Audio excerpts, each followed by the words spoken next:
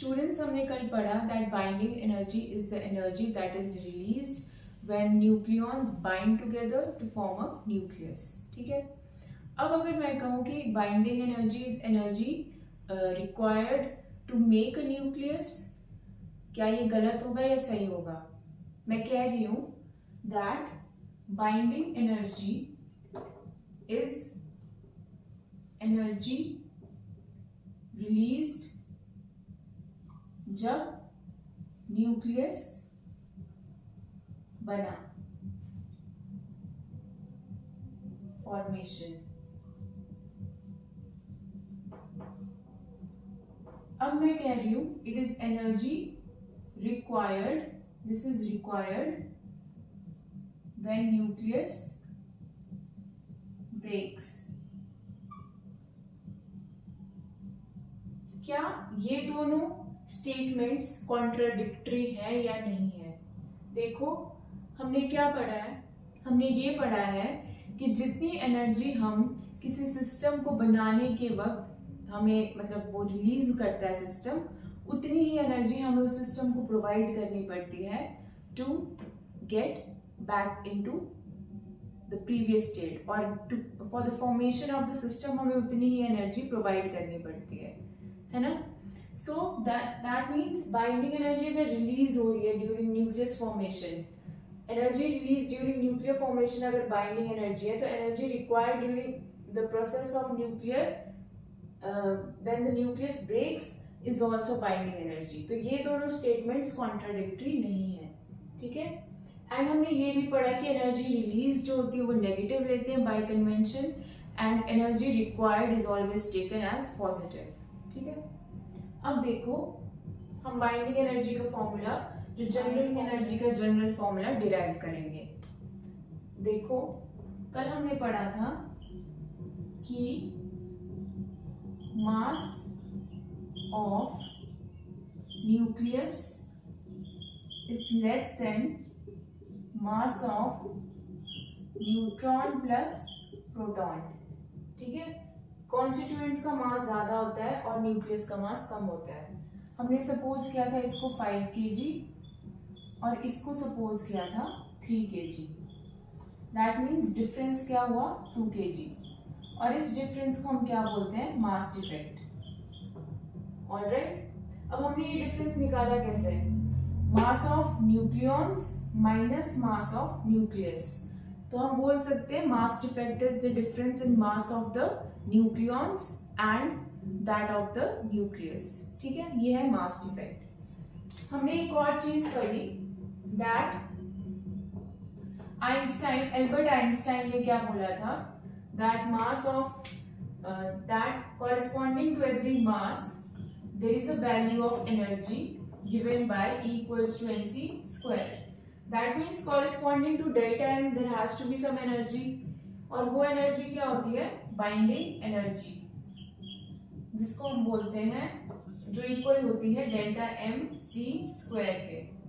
अब delta M कैसे निकालेंगे? Delta M is equal to, क्या बोला था मैंने? Mass of the nucleons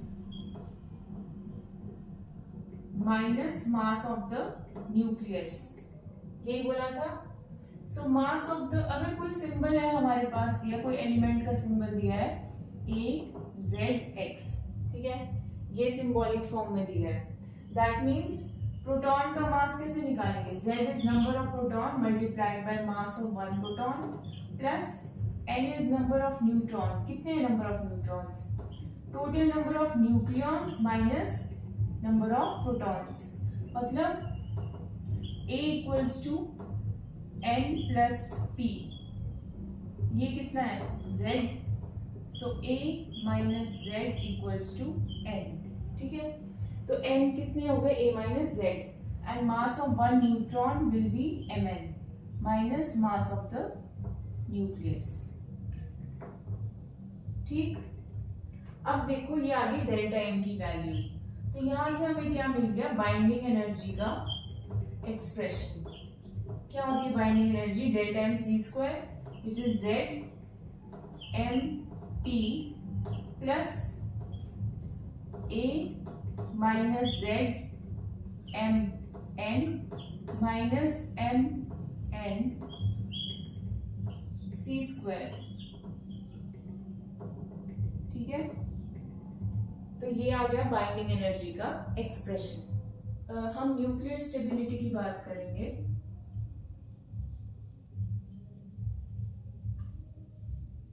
nuclear stability का मतलब है कौन सा न्यूक्लियस किसी एटम या किसी एलिमेंट का, एटम का ही होता है न्यूक्लियस, ठीक है, किसी एटम का न्यूक्लियस कितना स्टेबल है वो हम कैसे पता करें। ठीक है, उसके लिए बाइंडिंग एनर्जी नहीं यूज होता कंसेप्ट, उसके लिए कंसेप्ट होता है बाइंडिंग एनर्जी पर न्यूक्लियॉन। ठीक है, अब ऐसा क्यों होता है, बाइंडिंग एनर्जी क्यों नहीं यूज होता। अब मान लो मेरे पास कोई एलिमेंट है X और दूसरा एलिमेंट है Y।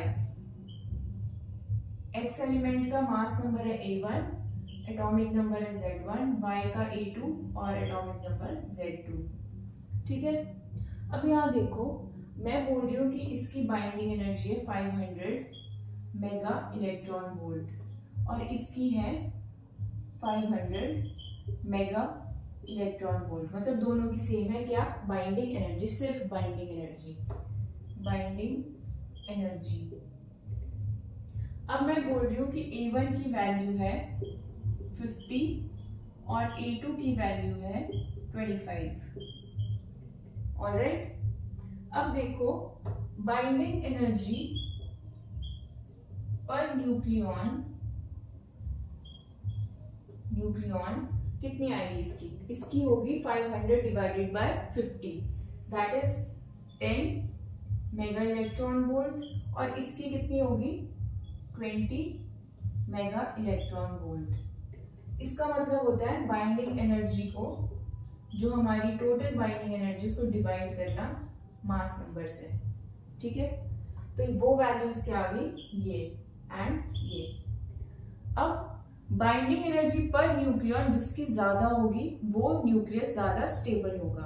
ठीक है, इसमें क्या हम यहां से पता लगा पाते कि कौन सा न्यूक्लियस ज्यादा स्टेबल होता, दोनों वैल्यू सेम है, नहीं पता लगा पाते ना, तो इसलिए बाइंडिंग एनर्जी पर न्यूक्लियॉन एक बेटर पैरामीटर है to know the nuclear stability, क्योंकि वो हर एक एलिमेंट का अलग होगा। ठीक है, सो इसके लिए 10 है, इसके लिए 20 बाइंडिंग एनर्जी पर nucleon. So which is more stable? Y is more stable. Y का nucleus is more stable. ठीक है? So this is how we calculate binding energy per nucleon से nuclear stability. ठीक है? ऐसे पता करते हैं। जितनी ज्यादा binding energy per nucleon होगी उतना ज्यादा nucleus stable होगा। ठीक है?